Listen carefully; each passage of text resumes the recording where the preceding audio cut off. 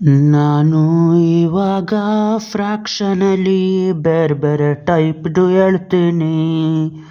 ಫ್ರ್ಯಾಕ್ಷನ್ಗಳು ಅಂದರೆ ಯಾವುದಾದ್ರೂ ಸೇಪ್ ತೆಗೆದು ಅದರಲ್ಲಿ ಪೀಸ್ಗಳನ್ನ ಮಾಡೋದೇ ಫ್ರ್ಯಾಕ್ಷನ್ಗಳು. ಈ ಸೇಬಲ್ಲಿ 3 ಪೀಸ್ ಮಾಡಿ 1 ತೆಗೆದ್ರೆ ಅದೇ 1/3. ಇಲ್ಲ 2 ಪೀಸ್ ತೆಗೆದ್ರೆ ಅದು 2/3. ಈ ಥರ ಸೇಬಲ್ಲಿ ಪೀಸ್ಗಳನ್ನ ತೆಗಿಯೋದು ಫ್ರ್ಯಾಕ್ಷನ್ಗಳು. ಇವಾಗ ಅದರಲ್ಲಿ 3 ಬೇರೆ ಬೇರೆ ಥರದ ಫ್ರ್ಯಾಕ್ಷನ್ಗಳು: ಪ್ರಾಪರ್, ಇಂಪ್ರಾಪರ್ ಮತ್ತು ಮಿಕ್ಸ್ಡ್ ಫ್ರ್ಯಾಕ್ಷನ್ಗಳು. ಪ್ರಾಪರ್, ಇಂಪ್ರಾಪರ್ ಮತ್ತು ಮಿಕ್ಸ್ಡ್ ಫ್ರ್ಯಾಕ್ಷನ್ಗಳು. ಇವಾಗ ಪ್ರಾಪರ್ ಫ್ರ್ಯಾಕ್ಷನ್ ಅಂದರೆ ಏನು ಅಂತ ಹೇಳ್ತೀನಿ. ಇವಾಗ ಅದು 1ಕ್ಕಿಂತ ಕಡಿಮೆ ಇದ್ದರೆ ಪ್ರಾಪರ್ ಫ್ರ್ಯಾಕ್ಷನ್. 2/3 ಅಂದರೆ 1 ಸೇಬಲ್ಲಿ 3 ಪೀಸ್ ಮಾಡಿ 2 ಪೀಸ್ ತೆಗೆದ್ರೆ ಅದೇ 2/3. ಇದು ಪ್ರಾಪರ್ ಫ್ರ್ಯಾಕ್ಷನ್. ಯಾಕೆ ಅಂದರೆ 1 ಸೇಬ್ಗಿಂತ ಕಡಿಮೆ ಐತೆ ಇದರಲ್ಲಿ. ಅದೇ ಥರ ಈ ಬಾಳೆಹಣ್ಣಲ್ಲಿ 5 ಪೀಸು ಮಾಡಿಬಿಟ್ಟು ಅದರಲ್ಲಿ 3 ಪೀಸ್ ತೆಗೆದ್ರೆ ಆಗೋದು 3/5. ಯಾಕೆ ಅಂದರೆ ಇದು 1 ಬಾಳೆಹಣ್ಣಿಗಿಂತ ಚಿಕ್ಕದಿರೋದ್ರಿಂದ ಇದು ಪ್ರಾಪರ್ ಫ್ರ್ಯಾಕ್ಷನ್. ಅದೇ ಥರ ಪಿಜ್ಜಾದಲ್ಲಿ 2 ಪೀಸ್ ಮಾಡಿದ್ರೆ ಅರ್ಧ ಆಯ್ತದೆ. 4 ಪೀಸ್ ಮಾಡಿ 1 ತೆಗೆದ್ರೆ ಅದು 1/4. ಅದೇ ಥರ 8 ಪೀಸ್ ಮಾಡಿ 1 ತೆಗೆದ್ರೆ 1/8. ಇಲ್ಲ ಅದರಲ್ಲಿ 3 ಪೀಸ್ ತೆಗೆದ್ರೆ ಅದಾಗೋದು 3/8. ಇದೆಲ್ಲ ಆಗೋದು ಪ್ರಾಪರ್ ಫ್ರ್ಯಾಕ್ಷನ್. ಇವಾಗ ಇಲ್ಲಿ ಇಂಪ್ರಾಪರ್ ಫ್ರ್ಯಾಕ್ಷನ್ ಅಂದರೆ ಏನು ಅಂದರೆ 1 ಸೇಬಲ್ಲಿ 3 ಪೀಸ್ ಮಾಡಿ ಆ ಥರ ಹಂಗೆ ಇನ್ನೊಂದರಲ್ಲಿ 3 ಪೀಸ್ ಮಾಡಿ ಆ ಥರ 7 ಪೀಸ್ಗಳನ್ನ ತೆಗೆದ್ರೆ ಆಗೋದು ಎಷ್ಟು ಅಂದರೆ 7/3. ಈ ಥರ ಇರೋದು 1 ಸೇಬ್ಗಿಂತ ಜಾಸ್ತಿ ಐತೆ. ಆದರೆ ಕರೆಕ್ಟಾಗಿ ಎಷ್ಟು ಸೇಬು ಅಂತ ಗೊತ್ತಿಲ್ಲ. ಅದಕ್ಕೆ ಇದನ್ನು ಇಂಪ್ರಾಪರ್ ಫ್ರ್ಯಾಕ್ಷನ್ ಅಂತ ಕರೀತಾರೆ. ಇವಾಗ ಈ ಬಾಳೆಹಣ್ಣಲ್ಲಿ 5 ಪೀಸು ಮಾಡಿ ಆ ಥರದ ಪೀಸ್ಗಳಲ್ಲಿ 7 ಪೀಸ್ ತೆಗೆದ್ರೆ ಆಗೋದು 7/5. ಒಂದೊಂದು ಬಾಳೆಹಣ್ಣು 5 ಪೀಸ್ ಆ ಥರ 5 ಪೀಸ್ಗಳನ್ನ 7 ಸತಿ ತೆಗಿಯೋದಾಗದೆ 7/5. ಅದೇ ಥರ ಬೇರೆ ಬೇರೆದ್ರಲ್ಲೂ ಇದೇ ಥರ ಮಾಡ್ಬೋದು. ಈಗ ಈ ಸೇಬಲ್ಲಿ 15 ಪೀಸ್ಗಳು ಮಾಡಿ ಇನ್ನೊಂದರಲ್ಲೂ 15 ಪೀಸ್ ಮಾಡಿ ಟೋಟಲ್ಲಾಗಿ ಇದರಿಂದ 21 ಪೀಸ್ ತೆಗೆದ್ರೆ ಇದು 21/15. ಇದು ಇಂಪ್ರಾಪರ್ ಫ್ರ್ಯಾಕ್ಷನ್ನು. ಈ ಇಂಪ್ರಾಪರ್ ಫ್ರ್ಯಾಕ್ಷನ್ನ ಮಿಕ್ಸ್ಡ್ ಫ್ರ್ಯಾಕ್ಷನ್ನಾಗಿ ಬದಲಾಯಿಸ್ಬೋದು. ಯಾಕೆ ಅಂದರೆ 7 ಪೀಸ್ ಇರೋದನ್ನ 3 ಪೀಸ್ ತೆಗೆದ್ರೆ 1 ಸೇಬಾಯಿತು. ಇನ್ನೂ 3 ತೆಗೆದ್ರೆ ಇನ್ನೊಂದು ಸೇಬಾಯಿತು. ಇನ್ನೊಂದು ಎಕ್ಸ್ಟ್ರಾ ಪೀಸ್ ಮಿಕ್ತು. ಅದೇ 2 1/3. ಇಲ್ಲೂ ಅದೇ ಥರ ಆಗೋದು. 5 ಪೀಸ್ ಇರೋದೊಂದು ಸೇರಿಸಿದ್ರೆ 1 ಸೇಬಾಯಿತು. ಎಕ್ಸ್ಟ್ರಾ 2 ಪೀಸ್ ಸೇರಿಸಿದ್ರೆ 2/5 ಅಂತಾಯಿತು.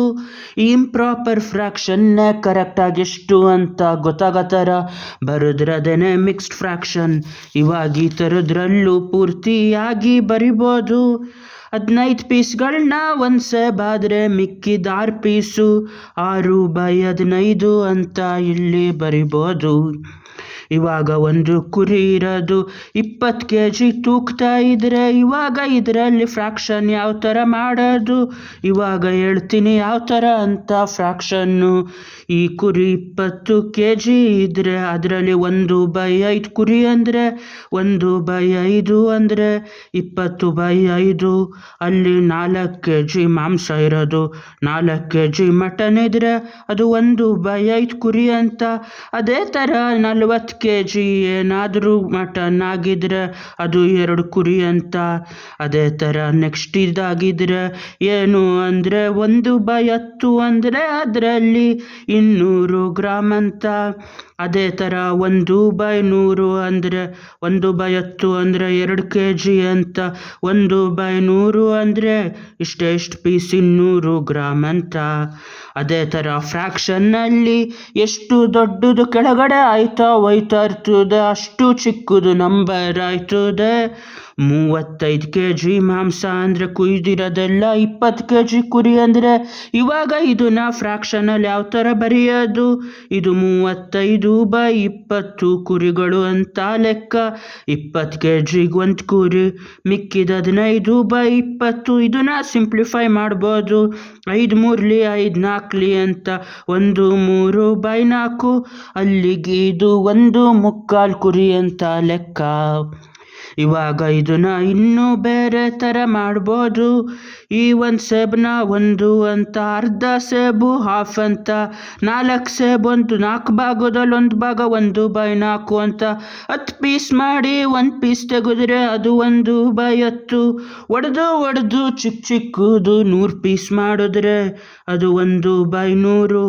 ಅದೇ ಥರ ಕೆಳಗಡೆ ಡಿನಾಮಿನೇಟ್ರಲ್ಲಿ ಎಷ್ಟು ದೊಡ್ಡದು ನಂಬರ್ ಆಯ್ತದೆ ಅಷ್ಟು ಜಾಸ್ತಿ ಬೇರೆ ಅಷ್ಟೊಂದು ಇದು ನಂಬರ್ ಚಿಕ್ಕದಾಗಿರ್ತದೆ.